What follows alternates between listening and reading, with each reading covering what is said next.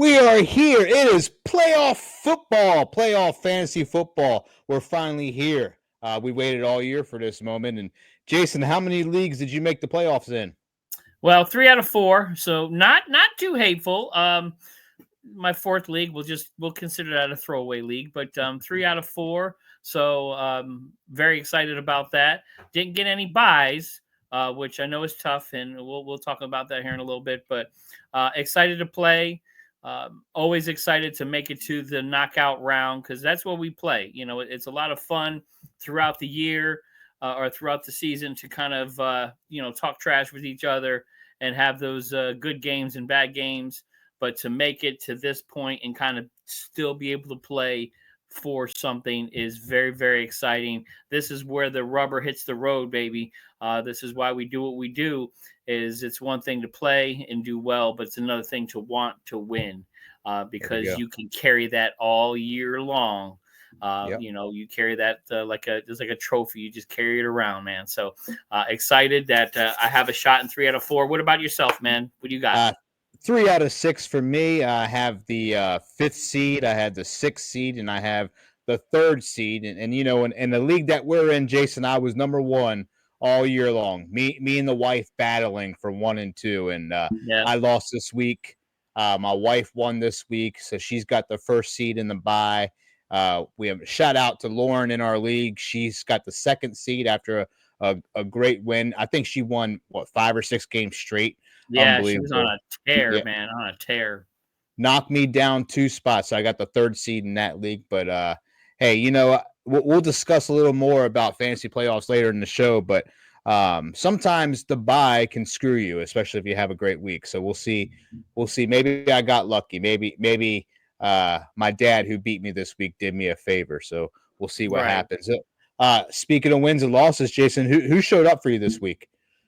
Well, I mean, I had a couple of different guys show up for me.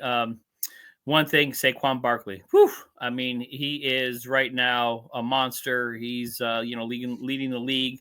I think he's in consideration for MVP right now. He's been my kind of MVP all year. Fantastic. Montgomery, another running back for the Detroit Lions. That two-headed Lions running back team is fantastic, man. You can get almost 20 points out of both guys. That's literally unheard of in fantasy football, to have 2 guys on the same squad get you points like that in the running back position. So that was awesome. And then Charbonnet stepped up and had a monster game this weekend. Talk about standing in for Walker. I hope he does it again this week. He's going to have a little tough battle uphill. But we got a Thursday night game. We got 2 Monday night games this week, so it's going to be interesting to navigate the playoffs this weekend. But who are some of the guys that showed up for you this weekend? I mean, I'll tell you what, Charbonnet, we've mentioned him, but I mean, Kenneth Walker should be the change of base running back for the Seattle Seahawks going forward. Charbonnet, every time he touches that field, it is magic. That man needs to be the starting running back for the Seattle Seahawks. I hope he continues to go strong, especially for playoff sake. Another one, Devin Achen for me. 14 carries, 24 yards, 1 touchdown, 6 receptions, solid game. Unfortunately, Jason, I lost all 6 of my matchups this week in fantasy football. Not a single victory. So these wins are just numbers. I did not win. I had a lot more losses. And one guy that really hurt me was Will Levis. I picked him up off the waivers because of Lamar Jackson being on bye, and Will Levis got me a lousy 7 points, under 200 yards thrown, 0 touchdowns. And Xavier Legette continues to drop the ball. He's someone if you have him plugged into your flex or anything in the playoffs, you can't really depend on Xavier Legette right now until he gets a hold of things. Possibly his 2nd year in the league, maybe we'll see some improvement, but pretty inconsistent. Carolina Panthers team, other than Chuba Hubbard right now, is pretty much non-touchable. Maybe your guy Adam Thielen still has a little magic to him. He had a great game this weekend. He had a great game. Reliable. Westbrook Akine. I was hoping for that 9th game in a row some Will Levis magic, but unfortunately that did not happen. So that burned me this weekend. I was hoping the Dolphins defense. I have a league where we have a defensive slot, and that Dolphins defense, I was hoping it would show up against the Jets, even though they won the game, but it did not help me out at all in my other league. So a couple of disappointments out there, but you know what? That's all said and done. That's behind us now. We are now in the thralls of the playoffs. So if you're in the playoffs, if you're in the dance, nothing else matters. The whole season does not matter. It doesn't matter what happened week 1 through week 14. It all starts now. So, you know, Kamish, your seat has been I've heated up before. It hasn't been very hot in the past couple of weeks here. So I'm going to get you back on the hot seat, because right now the people got some questions, especially going into the playoffs. So I got 5 burning questions here that I'm going to ask you, that I'm going to put you under the gun here. So the first one, to buy or not to buy. So is there an advantage of having a buy in the playoffs? Do you look at teams in the NFL, they fight for the buy because then they can get healthy and they like that. But does that translate over into fantasy football? Is it that big of a deal to have a buy, or do you see some kind of advantage on being able to play and kind of play your way in and kind of keep rolling? So what are your thoughts on that? Well, listen, if you have the bye, it's one less game you have to win in the playoffs, and it all comes down to that, really. But at the same time, I've had situations where I've had the bye week and my team goes off, 150 points. I mean, we saw a guy score 200 points. Can you imagine scoring 200 points in your fantasy team, and it doesn't count because you have the bye? Exactly. So it stinks. I mean, it's a double-edged sword. Obviously, it's one less game you have to win. That could be lucky for you, or it could be your downfall, because you could have that killer game that you wanted to have all year, and then just wasted points that you didn't see. So I kind of enjoy not having to buy. Plus, I'm impatient, Jason. To be honest with you, I don't like looking at my fantasy team and not having something to look forward to Sunday. So on a personal level, thank you, Jack Thomas, for beating me this week, knocking me down to 3rd place. Now I don't have to sit down and wait for my team to play. I get to enjoy beating my opponent this week. So give me no bye. It is weird, isn't it? And I'm the same way. I mean, I've had buys before. I don't have any buys this year, but it is weird to not pay attention to your team. You're still alive. You're kind of watching the other squads, and you just kind of sit there and wait. And you're like, man, I kind of wish I was playing. And, so it is definitely a weird feeling. So that's not bad. All right. Thursday night trap games. I hate Thursday night games with a passion. So you got a Thursday night game. Again, you got 2 Monday night games here. What are your thoughts on Thursday night games now going into the playoffs, where a lot of teams lay some eggs? Right now you got the Rams 49ers on Thursday night. So divisional matchup, going to be a tough game. Both these teams, I mean, the Rams have gotten a little bit healthier, but the 49ers, I mean, they're pulling guys out of the stands to run the football. So, I mean, what are your thoughts on going forward into the playoffs, really starting guys for that Thursday night game? I view the playoffs like I view week 1. You have to start your studs. That's just the way I look at it. You can't be cute in the playoffs. If you lose, you're out. So the way I look at it, especially, a team like the Rams, you got Puka, who's a fantasy machine. You got other guys. Kieran Williams is a decent running back. You got Matt Stafford that can easily fling that ball down the field. And then you got on the other hand, the 49ers. Deebo Samuel's not having the best time right now. But can he have that awakening? Do you sit Samuel during the playoffs? I just don't think you can, So I view it in week 1. We always tell people in week 1, you start your studs. You don't play cute. You don't know what you got right now. In the playoffs, you can't afford to sit a starting wide receiver, a starting running back. You just can't afford to sit your top guys when it's winner takes all. So I'm all for playing the hot hand on Thursday night and playing your starters who got you in the position that you're in. Go ahead and start them up and may the best team win in the playoffs. I'm a little more gun shy. I hate Thursday night games. You got a divisional matchup, so I think this is going to be a little rougher game.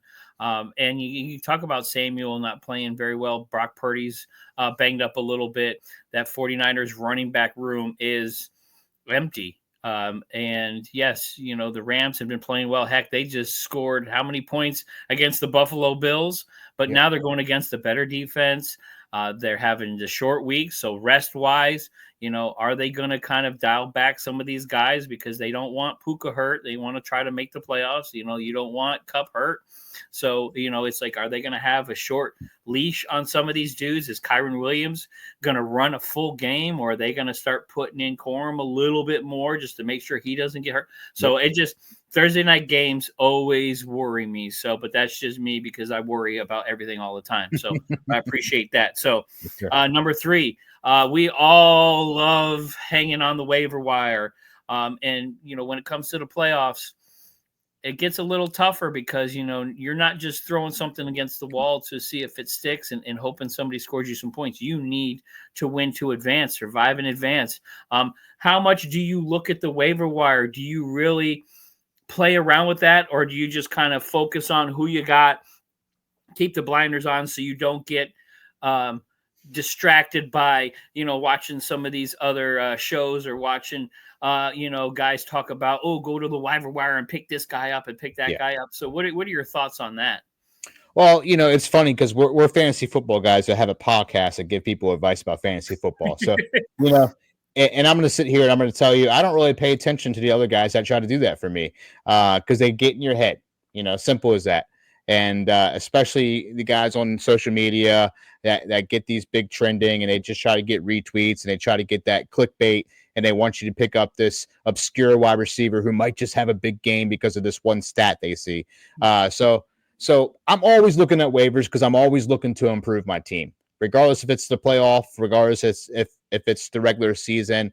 But like I said, I'm much rather going to start the guys who I've depend on through the year who got me in this situation than try to pick up this big sleeper on the waiver wires.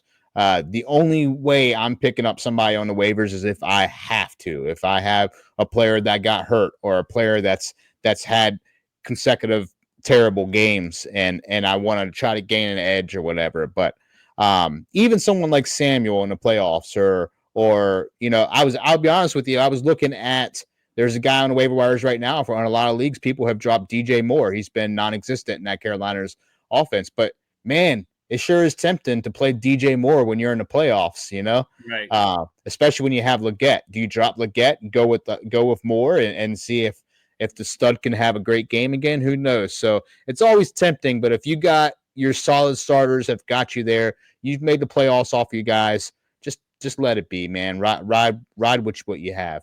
Let it be, let it be. The Beatles said it the best. Let it be. I agree with you. First of all, if you guys are watching anything, you just listen to us. You ignore all those other fantasy shows. Sideline Savants, we got you here. The Commish, we got you. So ignore everybody else. Block all that noise out. Let's state that here. But I'm the same way right now. I'm trying to kind of focus and stay away from the waiver wire. I don't want to get sucked in to a trap guy that is bubbling up or had a good game last week, or someone's hurt and they may slide this guy in. So this is not the time to kind of mess with what got you to the playoffs. Jason, so, I'll give you an example. The last week I got super excited. I saw somebody tweet out, a fantasy football expert, tweet out a hot take he had. Oh, and I showed you guys this. I bet it was only $10. I bet $10 for Blake Corum to get 2 touchdowns. It was the week of his birthday.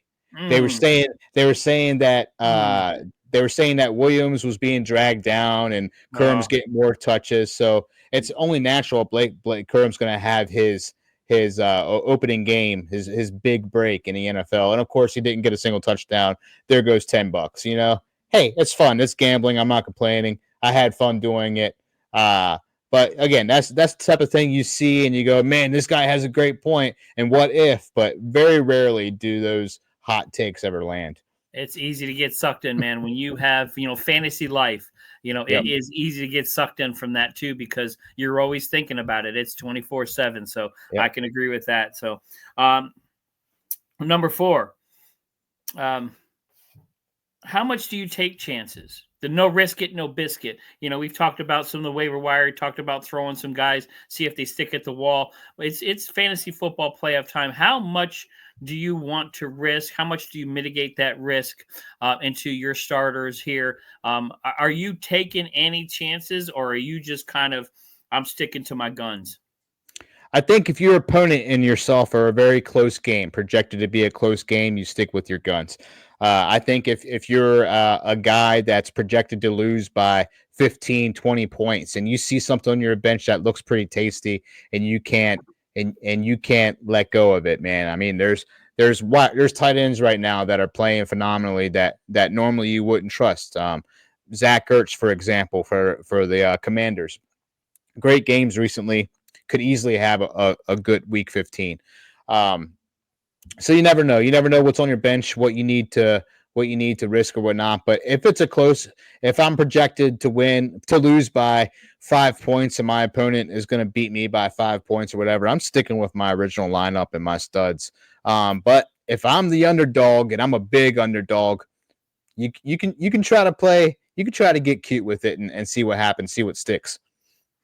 Yeah, I'm trying again. I'm just trying to stay focused. I have a pretty good squad in all 3 playoffs, so I'm really trying to. It's hard to, but I'm trying to block out a lot of the noise. And you wake up Sunday morning, you start watching NFL live on ESPN, and they start talking some stuff, and they start talking guys up, and then you're looking at you're looking at your squad, and you're like, oh God, maybe they said he's going to have a good. So you're trying to move some guys around. So I've gotten burned that way a couple of times too. So it's one of those things. I think with the playoffs, set your lineup, shut the TV off, go hang out with the family, and just kind of pay attention to any injuries. But other than that, trust your first instinct. Don't start second guessing yourself. We've made it this far. It's much harder to do when your team is stacked, because you got so many guys on the bench you're looking at, and it's hard to just pick that starter. Fortunately for me, my team is not stacked this year, so I don't have a whole lot of choice. I got a prayer, so I'm coming for you, Ethan. We'll see what happens. Yep. Take him down, please. All right, and then number 5. Do you trust teams that aren't in the playoff hunt? So like you talked about Carolina, you look at a New York Jets team, you look at some of these teams out there where basically the Raiders, that their season is essentially over. How much do you trust those teams in putting guys in that are on those teams? So you look at a Brock Bowers for the Raiders, who is top tight end, having a phenomenal rookie season. I think if it wasn't for Daniels and if it wasn't for Nix, I think he would be up there for rookie of the year. He is having an unbelievable season, but they don't have a quarterback at throwing to him. The Raiders are pretty much done. I think they're going to want a top draft pick here because they need a quarterback. How much do you trust putting a Brock Bowers in, or do you find somebody else and put somebody else in because you're worried about that team not producing? Again, you got New York Jets, Carolina Panthers, I mean the New England Patriots. So what are your thoughts on those non-playoff teams? I don't really let that get in my head. At the end of the day, these guys are still professional athletes that like to go out there and do their very best to win the game, especially these players. The way contracts are these days, there's tons of incentives, tons of individual stats that players like to make and have their own personal goals. So I don't buy into the idea of tanking. I'm not saying it never happens. But again, these are professional athletes that go out there and they try to do their very best every single game. So especially someone like Brock Bowers, who's been an absolute target machine, PPR machine. There's no way in hell I'm sitting Brock Bowers while I'm in the playoffs or anybody like that. So like I said, if it's a stud, you start him just like week 1. Rely on the guys that got you there. Don't get in your head, hang tight and win it, baby. I appreciate that. And I guarantee everybody out there appreciates that because it is in the back of your mind to start thinking that way too. So I appreciate you answering those questions, man. It is always a pleasure. So let's get on and move on to the things that we love to do. We love to start and we love to sit. So All let's right. start with you, man. What you got QB wise in this playoff round? Give me Justin Herbert versus the Tampa Bay Bucks. Wow. Uh, so Justin Herbert, actually, the Bucks give up the third most points to opposing quarterbacks. Justin Herbert's finding his stride. Hell of a good coach over there, obviously doing their thing. So Justin Herbert, I think, is going to have a big game against the Bucks. It has potential to be a shootout. So give me Justin Herbert. Who are you sitting? I'm sitting Sam Darnold against Chicago. Sam Darnold just Really? had yes. Sam Darnold had a monster game Yeah. this past Wow. week. He is the reason I went from first place to third place. My father played Sam Darnold, had a hell of a showing, over 40 fantasy points. But he's playing against Chicago, and they allow the second fewest points amongst opposing quarterbacks. So Chicago's got a pretty solid defense. Sam has only broken 20 points 5 times this year. So hell of a game last week. I don't see him repeating for week 15. Wow. Interesting. I like that. Who we got, I'm Jason? I'm starting Jordan Love going against Seattle. You love Uh, some love. I love Love, You man. I love it. think This is the again, 70s. This is the 70s for you. yes, sir. We love, baby. If he hadn't gotten hurt early in the season, I think he'd be on an MVP tear right now. But he needs to win. He needs to keep pace in that NFC North because that division is loaded. They're not going to catch the Lions.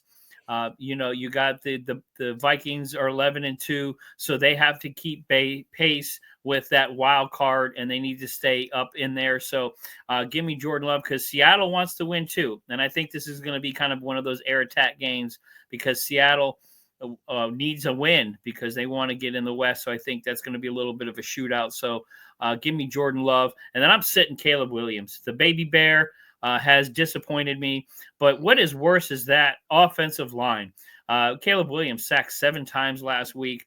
You can't hit your wide receivers if you're on your back. Yep. So, I mean, he's had some brief moments of he's had a halfway decent rookie season. If you look at it from the bigger picture, because I don't know anybody that would have thought the Bears were going to make the playoffs and do this spectacular run. I don't know what the heck they were thinking, but he has some flashes. I think he has a lot of potential, but unfortunately, the team, offensive line, and then the coaching staff, just some of the play calling they're doing for him, they are not putting him in a position for success. He's really getting killed out there, and I hope he doesn't get hurt. But I'm sitting Caleb Williams. He was held to 19 points against Minnesota, against San Fran. Excuse me. He's going against Minnesota.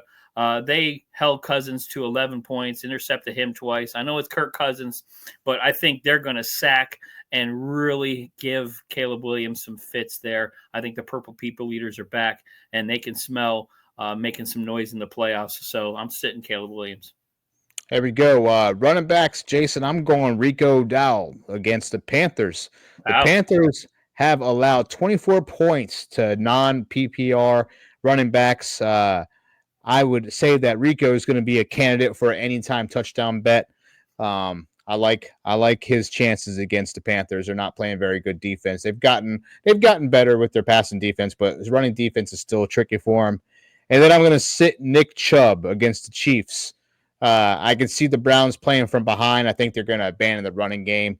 Nick Chubb, God bless him, coming back from that injury. Still trying to find his way with that Browns team, and I don't think it's going to come against the Chiefs. Gotcha. I'm starting Chase Brown. Chase Brown for the Bengals has been very impressive this year.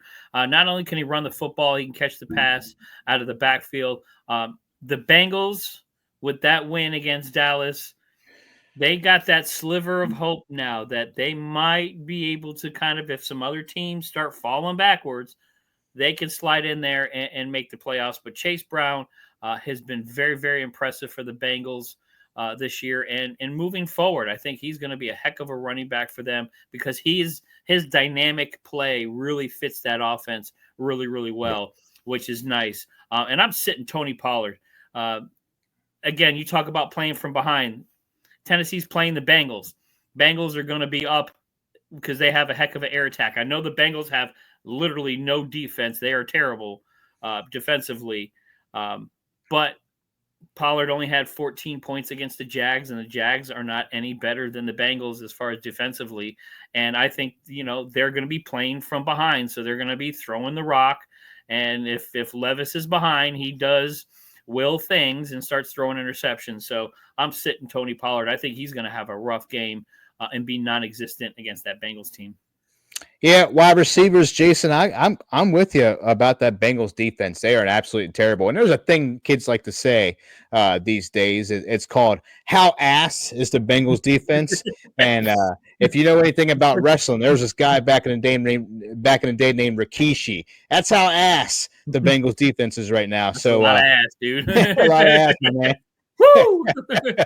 Woo! But yeah, give me Calvin Ridley going up against the Bengals defense. He should have a pretty solid game. Again, Bengals defense is non-existent.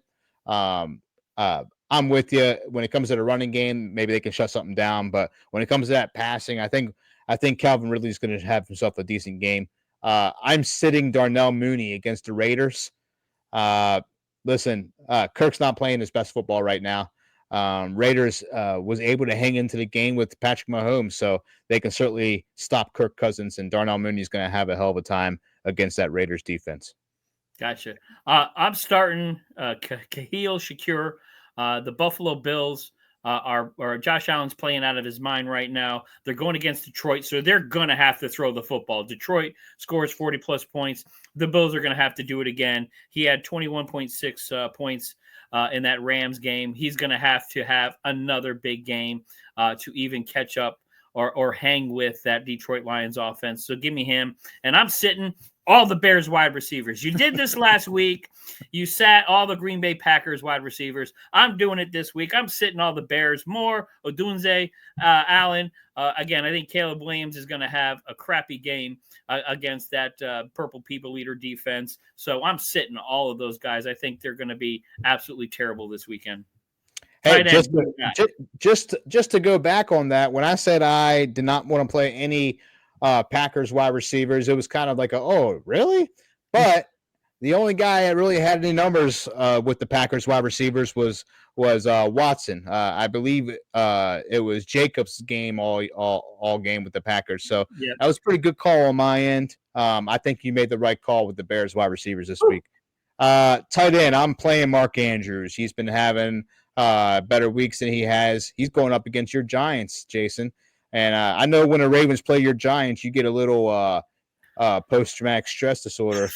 I see Jason Sehorn giving up the Super Bowl. But we'll move on with that.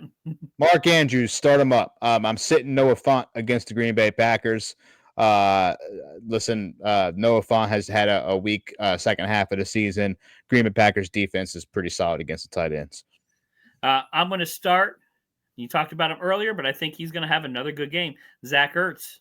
Last 3 games, he's been over projections. So I think the Commanders, again, they still need to win to make sure they got a spot in the playoffs. So I think he's got a nice little repertoire with Daniels. And then I'm sitting Evan Ingram.